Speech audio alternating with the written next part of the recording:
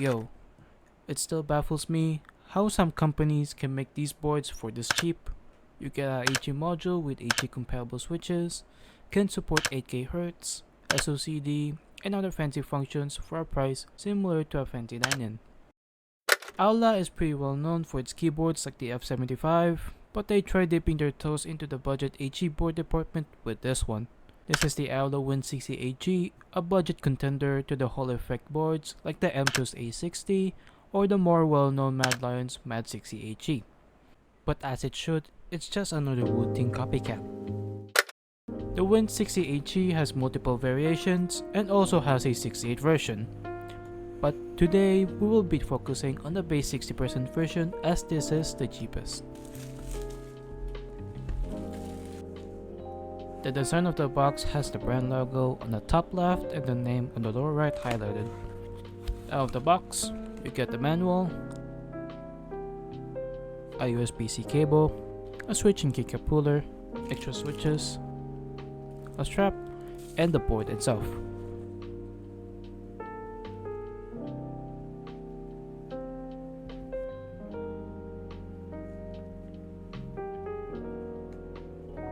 Before we disassemble the board, let's check out what it sounds like straight out of the box.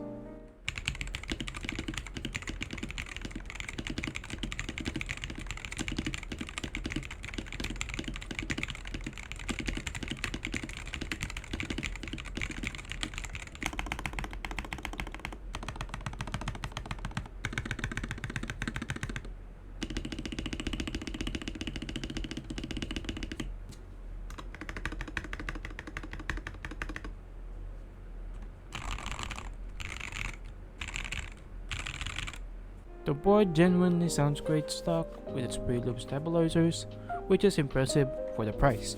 To access its functions, there is a web-based software for you to check out in order to configure the keyboard. It was kinda confusing to find it, so I'll leave the direct link to the web-based driver down below. There is a prompt that makes you download the latest software of the board, which was sketchy at first, but don't worry, I did not get a virus downloading the updated driver. I hope. This is where you configure the board to your liking, seeing the features that I mentioned beforehand like rapid trigger, switch travel, SOCD, which is called PRCS for some reason, RGB control, and key mapping. Taking a closer look, the case is similar to the Wooting with a strap location and a back design of their logo. The keycaps are an OEM profile that's been PVT injection molded. It's not as thick as expected like double shot or die sub, but the legends look decent and clear enough. The switches that came with the board are called the Greywood magnetic switches made by Leobog. It's a full buck dust rope stem with a sealed bottom that actuates a 32 gram force, then bombs out a 50 gram force, which come to mind that they are the HE versions of the well-known Greywood V3 switch. After disassembling the board, we see some foam insulation on the bottom and one sandwich between the plate and the PCB. The case has some mountings as most DC60 or GH60 cases, which can fit the more premium offings like the Tofu 60 cases. I was shocked to see south-facing LEDs on a board this cheap, as most HE boards including the Wooting only come with north-facing. After testing it for 3 days, I did not see any issues using the board while enjoying my gaming sessions. I'd say that it's honestly worth the price you're paying for. You get all the neat and advanced features of most higher-end HE boards for just a small price. If you want to have a slight advantage in games but are on a budget, I'd recommend this. Though comparing it to most mainstream HE boards like Wooting, technicality-wise, I'd so rather prefer the top dogs that dominate the HE keyboard scene.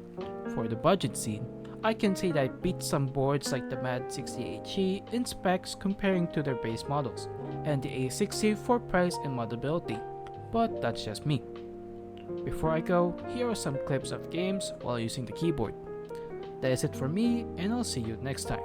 Peace.